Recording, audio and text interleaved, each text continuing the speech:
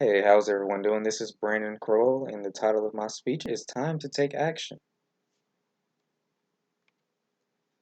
So, for a second, I want you to close your eyes and picture that you are in your dream house, looking out of your front window and admiring the beautiful greenery and neighbors coming in and out of their driveways, greeting one another.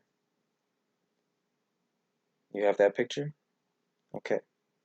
Now, imagine you look out your front window, hoping to see that same vision, but instead you are welcomed every day with vacant, lifeless buildings surrounding your dream house. These buildings aren't very appealing. They make you feel uncomfortable. They make you feel dirty, even unsafe. You no longer want to live in your dream house. These homes have accumulated blight. It's a thing that spoils or damages something. Now, blight, it doesn't only damage the buildings, it can damage your mentality, your emotional effect. It can ruin your perspective on your dream house. It ruins neighborhoods. For some people, foreclosure and abandoning buildings is a desirable option. Newspaper here from 1976, published by David Weiss, says many inner-city landlords couldn't care less about renovation or future use of their buildings. They usually owe more taxes than the property is worth, so for them, foreclosure is a desirable option. Now imagine people like this who just forget about the building, say they don't need it, they don't care for it, yet they won't sign over their ownership. And these type of people, leaving these type of buildings, ruins your dream house. How does that make you feel? Helpless? Upset? Action needs to be taken.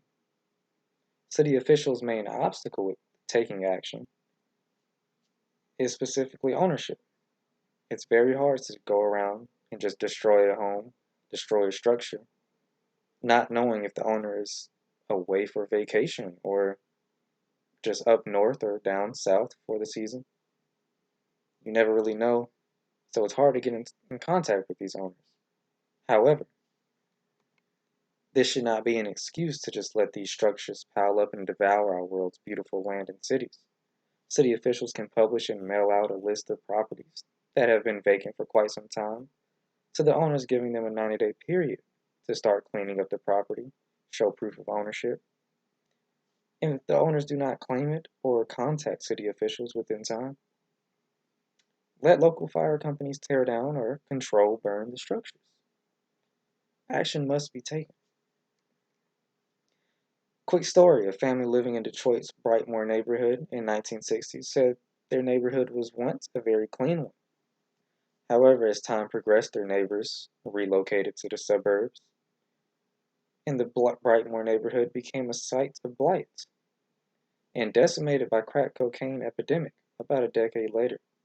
Now, I don't know if it's really ironic, but I say this crack cocaine or this drug epidemic came from the lack of authority, lack of civilization. The buildings look abandoned, so therefore, criminals, drug users, they feel like there's no repercussions for their actions. At one point, being surrounded by 21 abandoned houses, the family in Detroit Brightmoor said, within 1 block radius, can you imagine walking outside your house, going for a stroll, and everywhere you turn your head, there's a abandoned house covered in blight. 21 abandoned houses. Studies from epidemiologist Alison Aiello support the fact that living around such environments actually can take a toll on one's immune system, specifically the thymus organ, which helps fight off infections. What she found was for every 10% increase of abandoned homes, there was a decrease in thymic function, which is equal to having a thymus that was 1 year older than an individual, say a friend, with 10% fewer abandoned homes around their environment. Can you imagine?